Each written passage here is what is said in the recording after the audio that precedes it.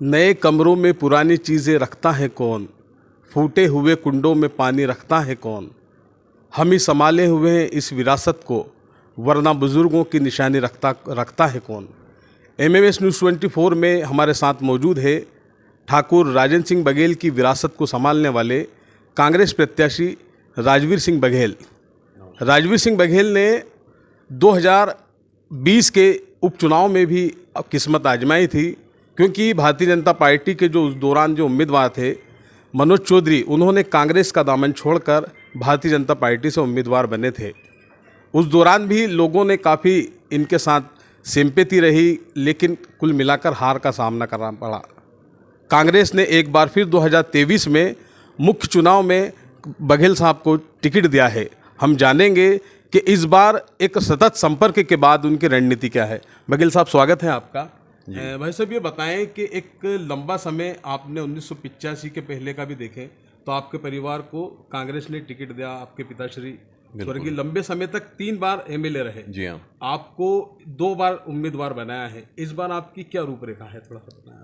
देखिए, हाटपिपलिया विधानसभा क्षेत्र का 1985 से पहले से मेरे और मेरे परिवार का सीधा संबंध रहा है। 3 बार पिताजी वहाँ से विधायक रहे और चुनाव हारे या जीते, पर हर पोलिंग पे जो हमारा संपर्क रहा वो इतने वर्षों में सतत लोगों से बना रहा। ऐसा नहीं कि चुनाव हार गए तो हमारे लोगों को कोई परेशानी उठाना पड़ी हो। हमारा हर कार्यकर्ता इन इतने 35-40 सालों में जो 1985 में हमारे साथ था, वो भी आज यहाँ है। वो सब यहीं विराजे हुए हैं, आपके सामने ही विराजे हुए हैं। मेरे पिता के जो साथी लोग रहे वो आज भी मेरे साथ बखूबी पूरा अपना कर्तव्य निभा रहे हैं, पार्टी के लिए काम कर रहे हैं। तो स्वाभाविक है कि इस चुनाव में, पिछला चुनाव मेरा ये दूसरा चुनाव है। पहले चुनाव में मेरे को उपचुनाव में पार्टी ने इस लायक समझा और अखिल भारतीय कांग्रेस कमेटी ने उम्मीदवार बनाया था। चूँकि उस समय पूरा प्रशासन भारतीय जनता पार्टी का था, वो प्रशासन उनका ने पूरा काम भारतीय जनता पार्टी का किया। शासकीय लोगों ने सीधे सीधे आधे से ज़्यादा मतदान कैसे कराएं, किस तरीके से मतदाताओं को प्रभावित कर सकते हैं, उस तरीके के काम किए। 20 विधायक इनके इस विधानसभा क्षेत्र में काम कर रहे थे, 8 मंत्री काम कर रहे थे। मुख्यमंत्री खुद 5 बार दौरा कर चुके थे, सिंधिया जी 3 बार सिंधिया जी आए थे। तो 20 दिन में कहने का मतलब है इनने इस विधानसभा क्षेत्र में पैसे का बहुत दुरुपयोग हुआ, प्रशासन का दुरुपयोग हुआ।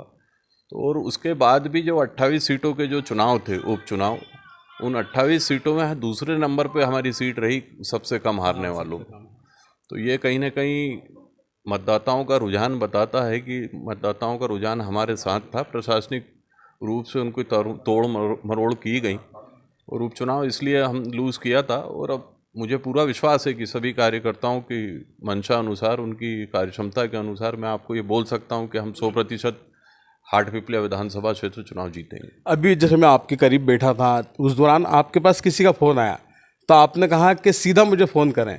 एक लोगों में एक मैसेज जाता है कि विधायक जी से या प्रत्याशी से, राजवीर भैया से हमारी बात हो पाएगी या नहीं हो पाएगी। एक मैसेज के तौर पर अभी मैंने देखा है, हाथों हाथी है इसी दौरान। तो ये जो लोगों में एक जो दूरी बनाने का जो मैसेज जो चलता है, उसको आप करीबी के रूप में कैसे क्या करेंगे उसको? नहीं, हर 10 साल बाद एक सोच का ट्रेंड बदलता है। आज फादर के समय जो लोग थे, मैंने फादर के साथ भी इन पोलिंगों पे मैं घूमा हूँ, काफ़ी छोटा था उस समय उम्र में। उसके बाद मैंने मेरा उपचुनाव देखा और आज तीसरी बैच युवाओं की आ गई है।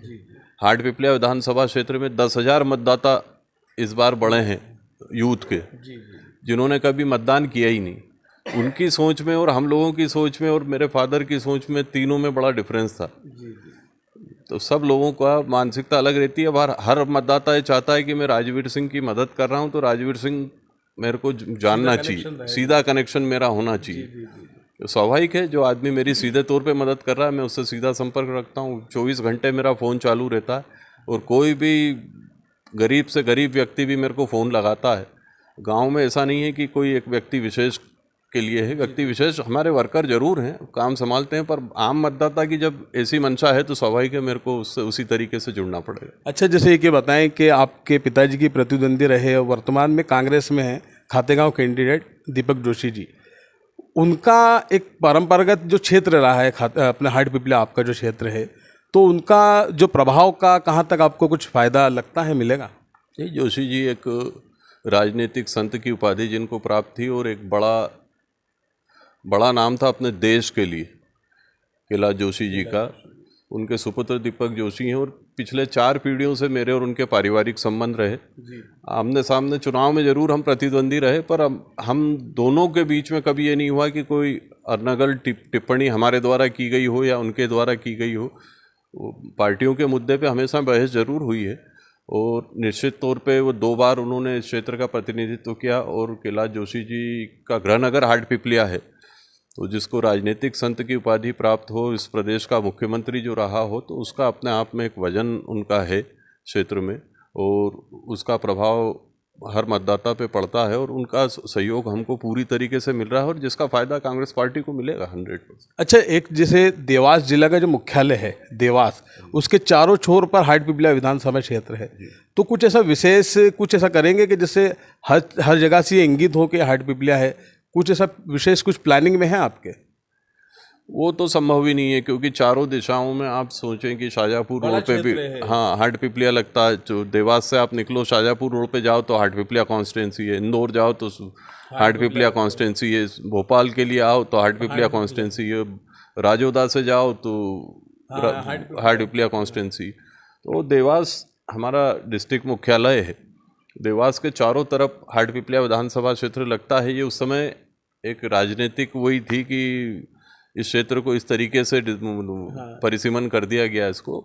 इसका सुधार हम 2028 में आने वाले परिसीमन में 100% कांग्रेस की सरकार रहेगी और 2028 में परिसीमन हम उस तरीके से व्यवस्थित कराएंगे ताकि यहाँ के मतदाताओं को, यहाँ के आम लोगों को असुविधा का सामना नहीं करना पड़े। अच्छा, ये बताएं कि इस बार फिर मनोज चौधरी जी आपके सामने हैं और आपका जो लंबा एक जो अंतर था हार का, तो इस बार उसको आपने लंबे समय से आप यहाँ के नगर परिषद के अध्यक्ष बनाए, इसलिए आपको पता है कि किस तरीके से सब चीज़ें मैनेज होती है। आपकी तैयारियां क्या हैं, मतलब एक डबल से उसी प्रतिद्वंदी के सामने होने की? तैयारियां बताई नहीं जाती सार्वजनिक रूप से और फील्ड पे दिख रहा है जो लोगों का रुझान है, तो लोगों की जो नाराज़गी, भारतीय जनता पार्टी को 20 साल शासन करते करते हो गए। इन 20 सालों में गाँवों में कोई डोमेस्टिक चेंज नहीं आया। हाट पिपलिया सेंटर है, हेडक्वार्टर है हाट पिपलिया में भी स्वास्थ्य, शिक्षा और सड़कों को लेके कोई सुधार नहीं है। जो स्थिति आज से 15 साल 20 साल पहले थी वही की वही स्थिति आज भी है। अच्छा, आपके चेहरे पे एक शिकन बिल्कुल चवन्नी भर नज़र नहीं आ रही है, मतलब एक प्रतिद्वंदी जो रहता है, उम्मीदवार रहता है कि मैं कहीं ना कहीं उसके एक दिमाग में या चेहरे पर वो चीज़ें छलकती है, लेकिन आप बिल्कुल पूरी तरह से आज बिल्कुल अच्छे से बैठे हुए हैं, तो ये कैसे है थोड़ा सा बताएं। नहीं तो एक उम्मीदवार कई उम्मीदवारों से मिला मध्य प्रदेश के में और कई चेहरों पे ये चीज़ें नज़र भी आती है कि राजवीर सिंह बघेल के चेहरे पे क्यों नहीं? मेरा टानिक मेरे सामने बैठे हैं तो चेहरे पे तो चमक बरकरार रहेगी और ऐसे ऐसे धुरंधर लोग, पार्टी के कार्यकर्ता लोग और जो फादर के साथ 1984 से काम कर रहे हैं वो लोग पूरी तरीके सक्रिय, उनके बच्चों के बच्चे मेरे साथ काम कर रहे हैं, तो स्वाभाविक है मेरे को किस बात की फिक्र। सब लोग क्षेत्र संभालने वाले लोग जब इतने एक्टिव हैं कि उनको संभालना ही मेरे लिए बहुत बड़ी बात होती है कि आज 15,000 वर्कर हमारे जो सीधे तौर पे मेरे से टेलीफोनिक संपर्क पे हैं और एक पोलिंग की जिनको जानकारी है वो मेरे तक पहुंचती है, तो स्वाभाविक बड़ा कॉन्फिडेंट हूँ मैं इस इलेक्शन को ले। ये थे ठाकुर राजवीर सिंह बघेल। उन्होंने कहा कि विरासत को संभालने के साथ साथ सियासत को भी वो पूरी तरह से संभाल रहे हैं। नमस्कार।